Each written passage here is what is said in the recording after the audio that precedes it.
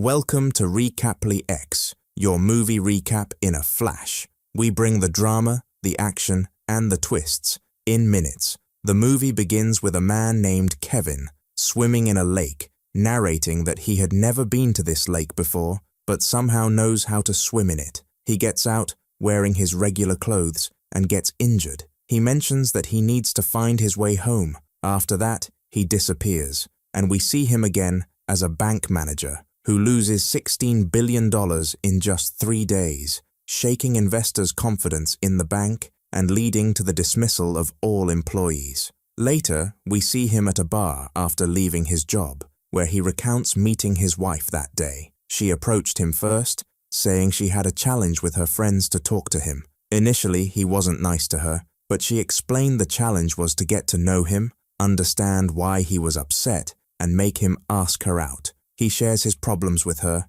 and their relationship develops until they eventually marry. We then see Kevin having breakfast, learning they have a son. He goes to work, and on his way, while driving, he calls his wife, who talks about bills and expenses. Suddenly, a car crashes into him, and he loses consciousness. Kevin wakes up to find someone trying to revive him, but he loses consciousness. When he regains consciousness, he's in a different place with the same person, who introduces himself as the Shepherd. Kevin doesn't understand what he means and tries to leave, but the man stops him, saying he's there to help him and offers him a job. Kevin refuses and looks for his car. The man follows him, and as they walk through the city, they find no one else around. When Kevin asks about his car and the accident, the man reveals there was no accident. Kevin tries to call his wife, but the man tells him it won't work. Kevin, confused, asks him who he is, but the Shepherd claims it's not the first time they've met.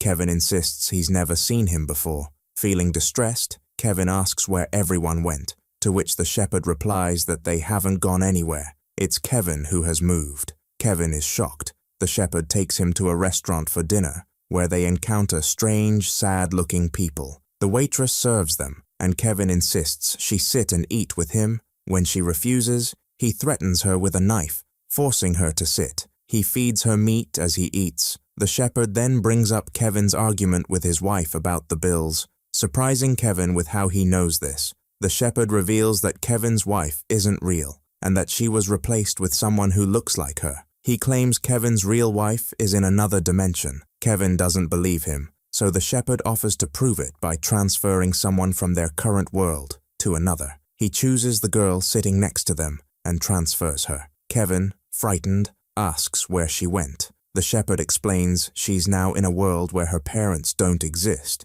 and never met her. Kevin sees her parents devastated by her disappearance. Kevin asks what the Shepherd wants from him. The Shepherd explains he needs him for an important mission. He reveals that in every parallel world, there are transporters stationed strategically to do the same work he does. He tells Kevin that other versions of him in parallel worlds have chosen to work for him, and he wants Kevin to do the same. He adds that there are thousands of Kevin's versions working for him in other worlds, and promises to reunite him with his wife if he cooperates. Kevin begins to pray, which visibly unsettles the Shepherd, who suddenly disappears. Everyone around Kevin stares at him. Kevin apologizes to the girl's parents for her disappearance and leaves, shocked to see soldiers in strange uniforms enforcing a curfew. Some soldiers chase him, but he escapes. The next day, Kevin wakes up, realizing he's been in this world for over 5 years. He reflects on how hatred has destroyed everything in this world.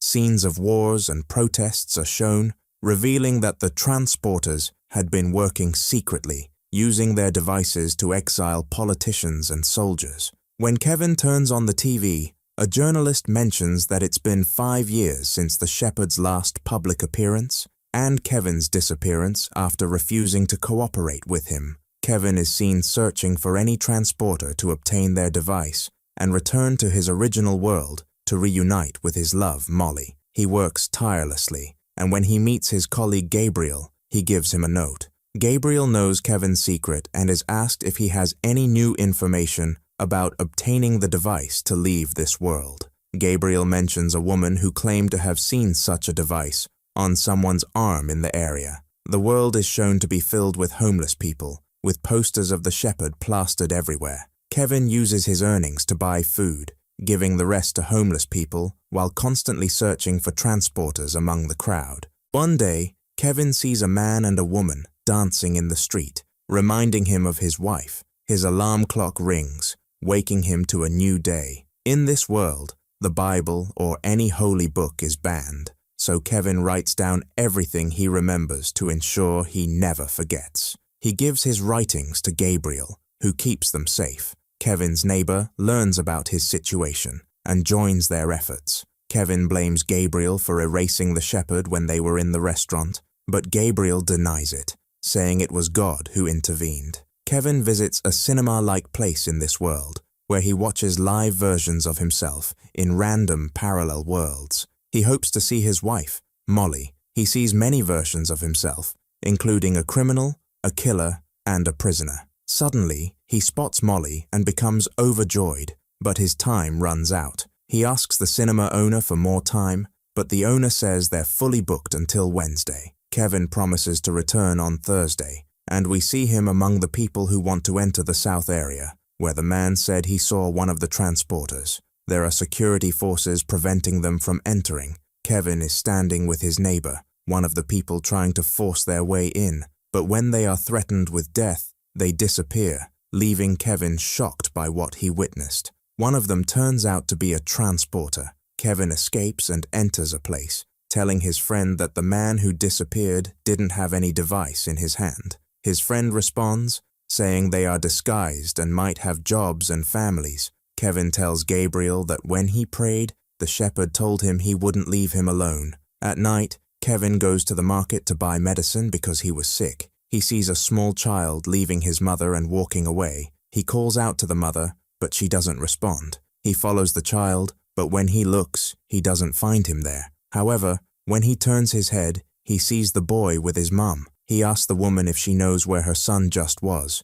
She tells him that her son didn't go anywhere and was beside her the whole time. He leaves her and exits. We then see him remembering when he was with his wife and son in the supermarket, and at that time, the boy walked away and got lost. After a while, the police brought them the bag he was wearing, but they didn't find him. Since then, his wife kept saying he was dead, but Kevin didn't want to believe it, saying there's a possibility he might not be dead. He tells her not to say they should forget him. He leaves her and walks away, returning to the world he lives in. His friend comes to take him to eat. They go to his house, where he is married with children, and they have dinner together. Kevin tells him he's leaving, but his friend winks at his wife, who locks the door. He calls Kevin by his name, which no one else knew except Gabriel. Kevin is surprised, and his neighbor tells him he found out when Gabriel at work called him by his real name. Kevin tells them he is not the person they are looking for and asks if they are transporters.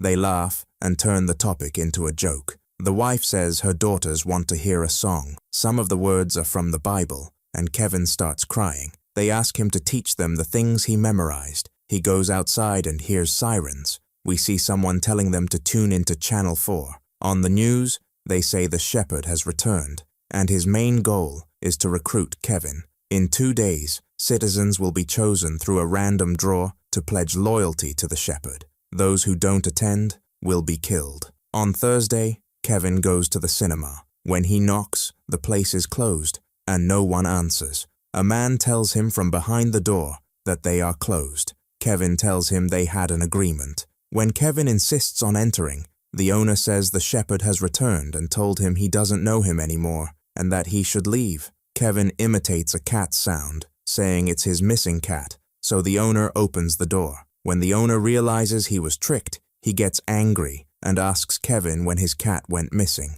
Kevin says it's been about 4 years. The owner tells Kevin he's been hoping for 4 years that it might return. Kevin says maybe someone from the transporters took it and it could come back anytime. Kevin sits in a chair and asks the cinema owner if there's a chance to see Molly again. The owner says the chance is 0, and the last time he saw her was pure luck, which won't happen again. We see him open a device and find Molly entering through a door, talking to a little girl. The cinema owner is shocked, and it's clear Molly is working as a nurse in this world. Every time Kevin flips through, he sees Molly, which is rare. In each world, she has a different job. As he flips, he reaches the world he came from, recognizing it from the necklace he had given his wife when he saw her wearing it. He throws the remote from his hand, enters a state of shock,